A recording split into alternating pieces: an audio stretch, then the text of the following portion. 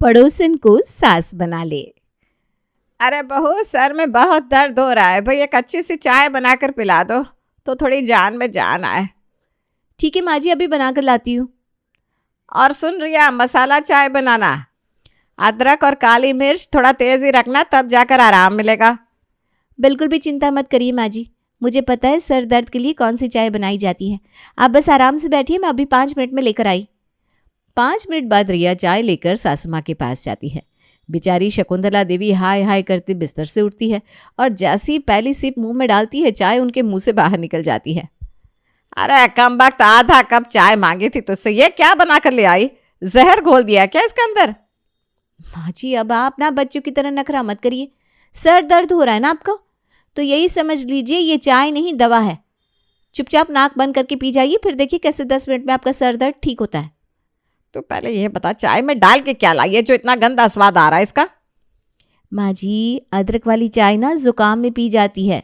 Sir दर्द के लिए चाय में अजवाइन डालनी चाहिए और उसके साथ मैंने इसमें डाला है थोड़ा सा एलोवेरा और गिलोय, तभी तो चाय का स्वाद और खुशबू एकदम यूनिक लग रहा है। इससे पहले कि मेरा खून उबल कर नसों के बाहर आ जाए और मैं इंसान की जगह दानव बनकर तेरा शिकार कर लूँ, तो चली जाए यहाँ से। एक तो पहले से ही सर दर्द से मेरी हालत खराब है, ऊपर से कम वक्त चाय भी ऐसी बनाकर लाइए जिसे पीकर सर दर्द जाए या ना जाए, लेकिन बुखार जरूर चढ़ जाएगा।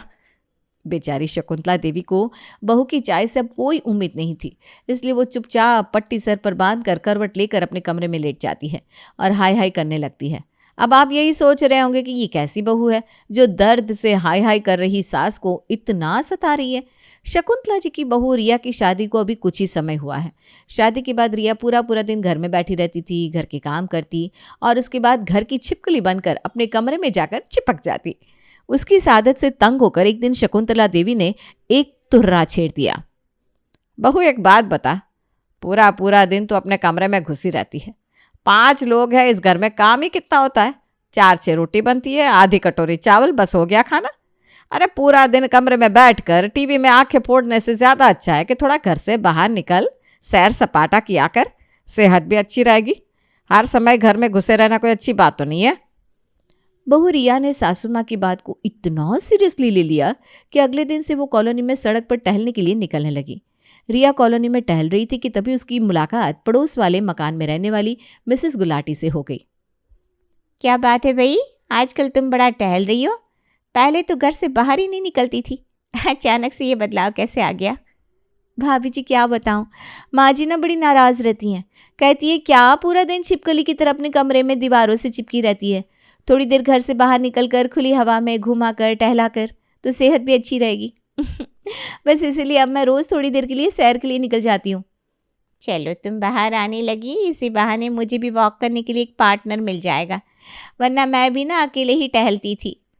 रिया को वॉक करने के लिए पार्टनर नहीं मिला था, मिसेस गुलाटी ने मानो रिया को हिप्नोटाइज ही कर लिया था। मिसेस गुलाटी की लंबी लंबी छोड़ने की आदत से रिया बिल्कुल भी वाकिफ नहीं थी। जब वो बड़ी बड़ी बातें रिया के सामने करती तो भोली भाली रिया फट से उनसे इम्प्रेस हो जाती और उनकी कही हुई सारी बातों को सच मान लेती।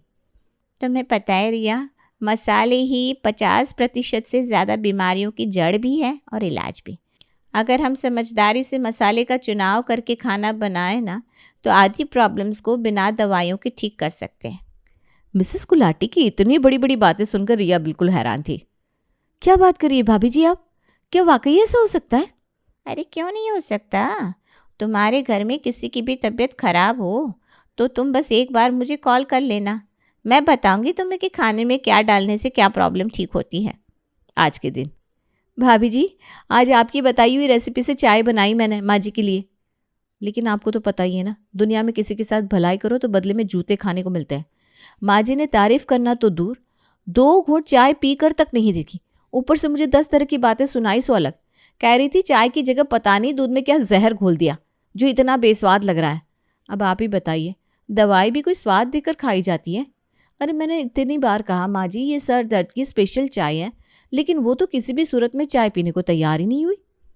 अरे रिया, तुम जाने दो ने, तुमने तो अपनी तरफ से उनके लिए अच्छा ही चाहा ना। वैसे ये बताओ आज खाने में क्या बनाने वाली हो? अब माँ जी के तो सर में दर्द है, दोपहर के समय मुझे और माँ जी को ही खाना खाना होता है, इसलिए सोच रही हूँ थोड़ी सी दाल बना लूँ। अगर ऐसी बात है तो ठीक है, तुम अपनी सास के लिए आज उड़द की दाल बनाना, सर दर्द में उन्हें फ़ायदा करेगी। और उड़द की दाल में इमली का तड़का लगाना, स्वाद और सेहत दोनों परफेक्ट हो जाएगी तुम्हारी सास की। पड़ोसन की बात सुनकर रिया खुशी खुशी घर आती है और सास के लिए उड़द की दाल इमली का तड़का लगाकर बना देती है। अरे बहू, ये क्या बना दिया तूने? तुझे पता है ना, मुझे बस अरहर की दाल ही पसंद आती है, और ऊपर से ये अमचूर क्यों बना रखा है दाल का? बहू, तेरा खाना बनाने का मन ना हो तो तू साफ साफ मना कर दिया कर, लेकिन दाल का सत्यानाश करने की क्या ज़रूरत थी? तेरी इस दाल को कुत्ता भी नहीं सूंघेगा। एक तो पहले ही सर दर्द से परेशान हूँ, ऊपर से तेरे हाथ का ये बेढंगा खाना खाकर मेरा दिमाग घूम गया है। हालांकि सास शकुंतला को बहू के हाथ की दाल फूटी आंख नहीं सुहाई थी, लेकिन फिर भी पेट भरने के लिए खाना तो खाना था। देर रात। अरे रिया, राघव, दरवाज़ा खोलो, मेरे सीने में बड़ा तेज दर्द उठ रहा है, मुझे डॉक्टर के पास लेकर चलो। माँ जी, मैं अभी आपके लिए मेथी दाना की चाय बनाकर लाती हूँ, दर्द तुरंत छू हो जाएगा। देख बेटा, हाथ जुड़वा ले मुझसे, ये सब मुझसे ना हो पाएगा। राघव, तू खड़े खड़े क्या मेरे गिरने का इंतजार कर रहा है? जल्दी से गाड़ी निकाल बेटा।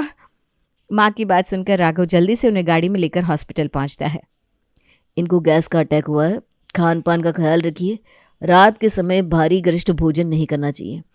कुछ दिन मूंग मसूर की दाल खिलाओ इन्हें, धीरे धीरे आराम आ जाएगा। वैसे आज आपने क्या खाया था जो अचानक इतना तेज दर्द शुरू हुआ? डॉक्टर साहब, आज तो उड़द की दाल खाई थी मैंने। वैसे तो सुबह से ही सर दर्द था और रात होते होते ये सीने पर पहुंच गया। सिर दर्द, वो भी तो गैस के कारण ही हो रहा था।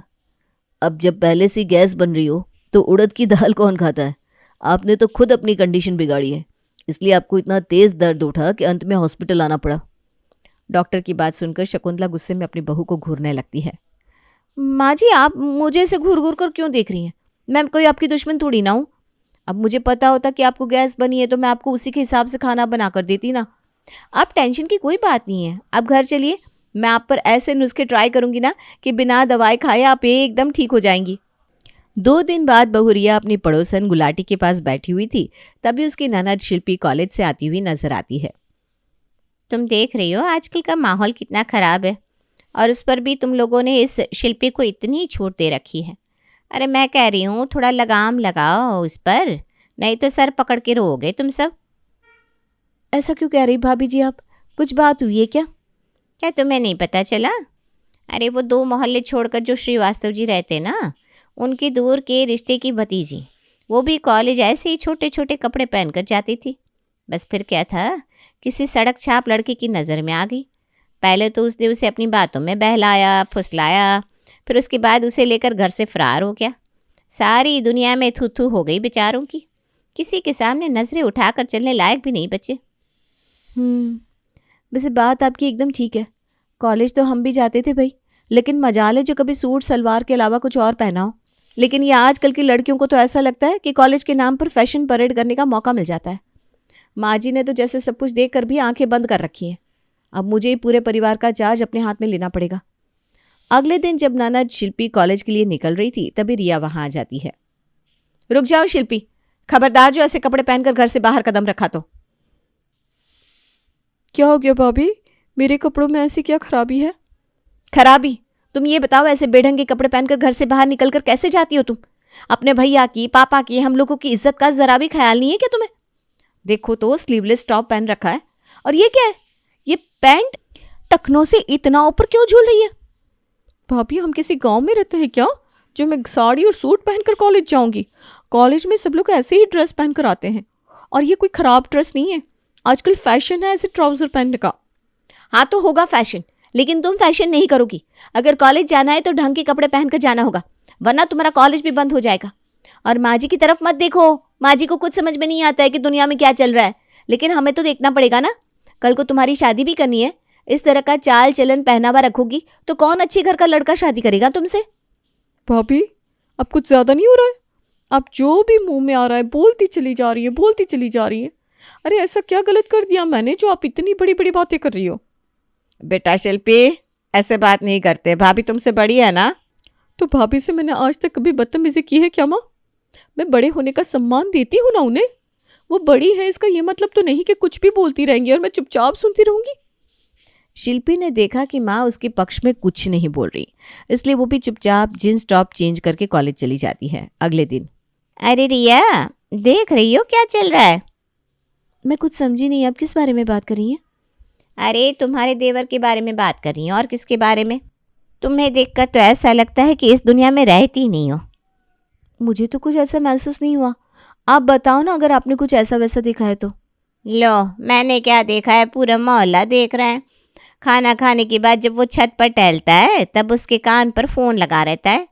भाई, हमने तो उसे बिना फ़ोन के कभी देखा ही नहीं आज तक। इतना फ़ोन कौन कर रहा है, इस बात की खबर तो तुम्हें लगानी पड़ेगी। अरे हाँ भाभी जी, बड़े पति की बात बताई आपने, मैंने तो कभी ध्यान ही नहीं दिया था। फ़ोन पर तो लगे रहते हैं दिन भर। तो फिर ठीक है, जल्दी खुलासा होगा इस बात का कि आखिर किसके साथ दिन रात बातें हो रही हैं। अगले दिन सुबह के समय रिया का देवर कान पर फ़ोन लगाकर अपने कमरे से बाहर आता है। भाभी, आपने नाश्ता बना दिया कि नहीं? लेट हो रहा है, वरना मैं निकल रहा हूँ। अरे ओ तूफान मेल, नाश्ता टेबल पर लगाया हुआ तो है और टिफ़िन भी रखा हुआ है। अब फ़ोन से ध्यान हटेगा तभी तो दिखाई देगा ना कि आसपास क्या हो रहा है। क्या भाभी, आप भी कहाँ की बात कहाँ ले जाती हो। चलो मैं फटाफट से नाश्ता कर लेता हूँ। देवर को कान पर फ़ोन लगाकर नाश्ता करते देख रिया देवर के हाथ से फ़ोन छीनकर फटाक से फ़ोन कट कर देती है।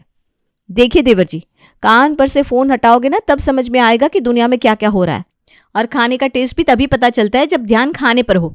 और एक बात बताओ, किसके साथ इतनी बातें होती रहती है आपकी, जो आपको फ़ोन के सामने न दिन दिखाई देता है न रात? सुबह शाम दिन रात बस फ़ोन पर ही लगे रहते हो। ये क्या तरीका हुआ भाभी? अरे मैं कोई छोटा बच्चा हूँ जो आपने मेरे हाथ से फ़ोन छीन कर उसे काट दिया? आपको पता है मैं एक इंपॉर्टेंट कॉल पर था, ऑफिस से मेरे बॉस का फ़ोन था। और आपकी जानकारी के लिए बता दूं, मैं स्कूल में पढ़ने वाला बच्चा नहीं हूँ, ऑफिस में काम करता हूँ और कुछ क्लाइंट को अटेंड करना होता है मुझे, इसी वजह से फ़ोन पर लगा रहता हूँ। कुछ और पूछना है आपको? भैया एक बात बताओ, ये सवाल आज तक आपने नहीं पूछा, माँ ने नहीं पूछा, ये भाभी इस तरह से बिहेव क्यों कर रही है, जैसे वो भाभी ना हो मेरी माँ हो? अरे रवि बेटा, जाने देना, घर का माहौल ख़राब नहीं करते। वो पड़ोसन है ना मिसेस गुलाटी, उसने दिमाग ख़राब करके रखा है इसका। मेरा तो मन करता है चुटिया पकड़ के उसके ही 2-4 लगा दूं। पता नहीं क्या सिखाती रहती है दिन भर, इसे पूरी बुद्धि भ्रष्ट करके रख दिया है। माँ, ना तो इसमें गलती रिया की है और ना पड़ोसन की। आप ही रोज़ रोज़ रिया को कहती थी ना कि घर से बाहर निकलकर लोगों के साथ मिले जुले। देख लिया आपने? अब तो मुझे ऐसा लगता है कि जब वो घर में रहती थी ना तो ही ठीक था। अरे मुझे क्या पता था दूसरों की सलाह से अपने घर में आग लगा लेगी ये। इसका बस चले ना तो दिन में सांस कितनी बार लेनी है ये भी उस गुलाटन से पूछ कर ही ले ये। माँ जी, मिसेस गुलाटी के बारे में कुछ मत बोलिए। अरे उनकी नॉलेज के बारे में आप लोगों को अभी पता ही क्या है, बड़ी समझदार है वो। हाँ, सारी नॉलेज तो तेरी उस गुलाटन के पास ही है। हमने तो अपने बाल धूप में खड़े होकर सफ़ेद किए ना। तेरे घर में तेरी सास बैठी है, अपनी सास से तो तू एक बात का ज्ञान नहीं लेती, सारा ज्ञान उस पड़ोसन से लेने जाती है। उसे ही अपनी सास क्यों नहीं बना लेती? माँ जी, आपको सिर्फ गुस्सा इसलिए आ रहा है क्योंकि मिसेस गुलाटी के पास आपसे ज़्यादा नॉलेज है। खाना बनाने की रेसिपी हो या बीमारियों के घरेलू नुस्खे या देश दुनिया की बातें, हर तरह की खबर रखती है वो। मैं तो कहती हूँ उनके जैसे स्मार्ट और इंटेलिजेंट औरत ही नहीं है कोई कॉलोनी में दूसरी। अरे नहीं बेटा, उस गुलाटन के साथ रह रह के तू भी तो हो गई है स्मार्ट और इंटेलिजेंट। अपनी गिनती क्यों नहीं कर रही उसके साथ?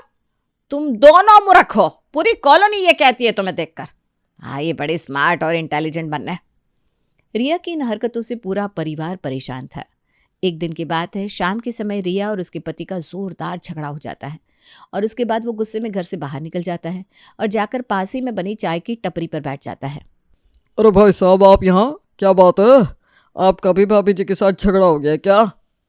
अब आपने पूछ लिया ना भाई साहब, तो बुरा मत मानना, लेकिन हमारे घर में झगड़े की वजह कोई और नहीं है, आपके मिसेस है। सही बताऊं तो इस रिया और भाभी जी की जोड़ी ने जीना मुश्किल करके रख दिया है हमारा। कोई ऐसा दिन नहीं जाता जिस दिन हमारे घर में कलेश ना होता हो। रोहित की बात सुनकर पहले से ही नशे में वहां पर बैठे हुए मिस्टर गुलाटी इमोशनल हो जाते हैं। अब क्या बताऊं भाई साहब आपको, मेरी पत्नी ने जीना मुश्किल करके रखा है मेरा। अरे एक नंबर की पागल औरत है वो। आप यकीन नहीं करेंगे भाई साहब, पिछले 1 साल से मैं 4 मकान चेंज कर चुका हूँ इसकी इन्हीं हरकतों की वजह से। जिस भी कॉलोनी में हम रहने जाते हैं वहाँ यही सब करना शुरू कर देती है। भाई साहब, रात काफ़ी हो गई है, आप ऐसा करो मेरे साथ मेरे घर चलो, उधर ही बैठकर बातें करते। रोहित गुलाटी को अपने घर ले जाता है और फिर मिस्टर गुलाटी अपनी आप बीती सुनाना शुरू करते हैं। अरे पिछली बार हम जहाँ रहते थे ना, वहाँ पड़ोस में एक औरत को पता नहीं क्या अलाय बलाय खिला दिया इसने। 3 दिन तक मोशन बंद नहीं हुए उसके।